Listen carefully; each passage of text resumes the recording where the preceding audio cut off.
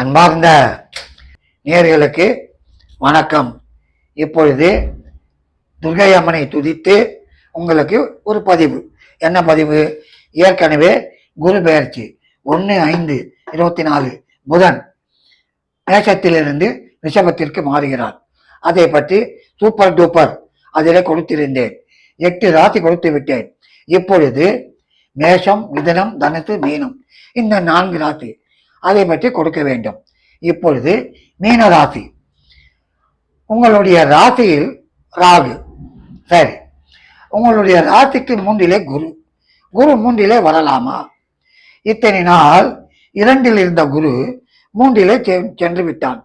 2 குரு இருந்தால் உங்களுக்கு பொன்னும் பொருளும் கொடுத்திருக்க வேண்டும். கொடுத்தானா? ஒன்றும் இல்லை. ஆமாம். என்னடா இது, நாளைக்கு வரும், வந்துவிட்டது, நாளைக்கு வரும், வந்துவிட்டது. இப்படித்தான் சென்ற வருடம் எல்லாம் போய்கொண்டிருந்தது. நீங்களும் உட்கார்ந்து கொண்டுதான் இருந்தீர்கள். பொதுவாக பொன்னவன் 2 இருந்தால் பொன்னும் பொருளும் கொடுக்க வேண்டாம், ஒன்றும் கொடுக்கவில்லை. சரி, இனியாவது கொடுப்பானா? 3 வந்து விட்டதே, கொடுப்பானா என்று பார்த்தால் கண்டிப்பாக கொடுப்பான். எப்படி? உங்களுடைய ராசிக்கு அவன் யார்? ஜன்மாதிபதி 10 கூடியவன். சரி, இந்த 10 கூடியவன் உங்களுக்கு 3 உங்கள் ராசிக்கு 3. சரி, ஜீவனஸ்தானத்திற்கு குரு நல்லது செய்வானா என்று பார்க்கும்போது கண்டிப்பாக செய்வான். எப்படி? உங்கள் ராசிக்கு 7வது ஸ்தானத்தை அருமையாக பார்த்து விட்டான். சப்தமஸ்தானம், சப்த நாடி என்பார்கள். ஆகவே சப்தமம் என்பது விசேஷமான இடம், சாதாரண இடம் அல்ல. அந்த இடத்தை குரு பார்த்து விட்டான். சரி, உங்கள் ராசிக்கு பாகியஸ்தானம் 9. இதற்கு மேல் என்ன வேண்டும்? பொன்னும் பொருளும் அள்ளி கொடுக்கக்கூடிய ஒரு இடம், 9வது இடம். இந்த இடத்தையும் குரு பார்த்து விட்டான். சரி, உங்கள் ராசிக்கு லாபஸ்தானம் 11 பிரமாதமாக வரும். அதாவது சிட்டிங் அண்ட் கெட்டிங், உட்கார்ந்து இருந்தாலே ஓடி வருவார்கள். ஐயா, இதை செய்து கொடு, அதை செய்து கொடு, இந்த பொருள் வேண்டும், தேடி வரும். இத்தனை நாள் எப்படி? நீங்கள் தப்பாக நினைக்க வேண்டாம். தெருவாக தேடி இருப்பீர்கள்.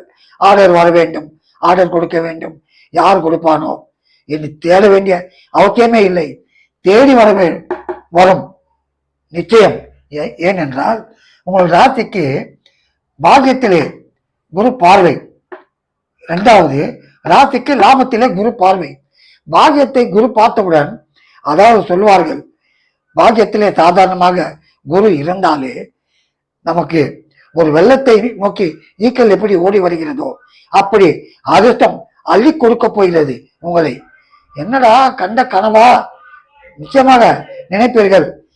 ஆபீஸுக்கு போவீர்கள், உட்காருவீர்கள், என்ன செய்யலாம் என்று யோசனை. சாதாரணமாக ஒன்றுமே இல்லை, மூடிக்கொண்டு போனீர்கள். எப்பொழுது?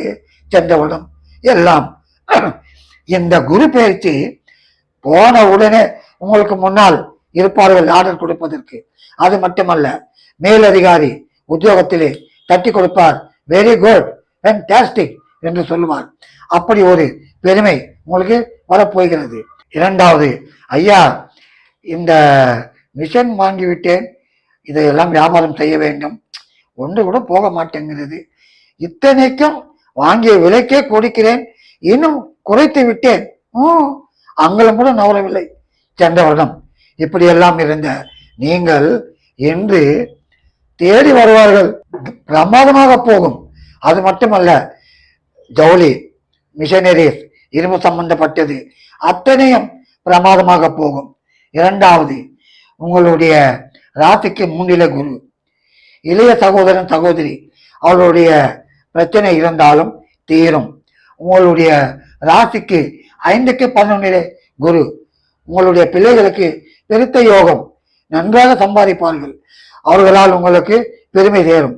சரி, உங்களுடைய ராசிக்கு முக்கியமானது இந்த இடம்தான் எனக்கு. 7வது இடம் சப்தமஸ்தானம். இந்த சப்தமஸ்தானத்திலே குரு கேதை பார்த்து விட்டான். சாதாரணமாக கேலை யோகம், கோட்டீஸ்வர யோகம் என்பார்கள். யாருக்கு? உங்களுடைய மனைவிக்கு. திருமணம் ஆகி இருந்தால் உங்கள் மனைவி இது வரைக்கும் ஒரு குண்டுமணி வாங்கி கொடுத்தீர்களா என்று பேசியவர்கள் இன்று அவர்களுக்கு என்ன வேண்டுமோ தாராளமாக வாங்கி கொடுப்பீர்கள். சரி, இரண்டாவது, உங்களுடைய ராசிக்கு லாபத்திலே 11 யாத்திரை பயணம், பல கோயில், பல தரிசனங்கள் நிச்சயமாக கிடைக்கும். ஆகவே அன்பார்ந்த நண்பர்களே, சென்ற வருடம் பட்டது சாதாரண பிரச்சனை அல்ல, நாய்ப்பாடு. ஆம், அப்படி ஒரு பிரச்சனை இருந்தது. இப்பொழுது நீங்கள் பிரமாதமாக உட்கார்ந்து கொண்டு அருமையாக கை நிறைய அள்ளப்போகிறீர்கள். இதை நான் உங்களுக்கு திருப்திக்கு சொல்லவில்லை, பெருமைக்கு சொல்லவில்லை. பிரமாதமாக அருமையாக வர போகிறது. தைரியமாக இருங்கள். நன்றி, வணக்கம்.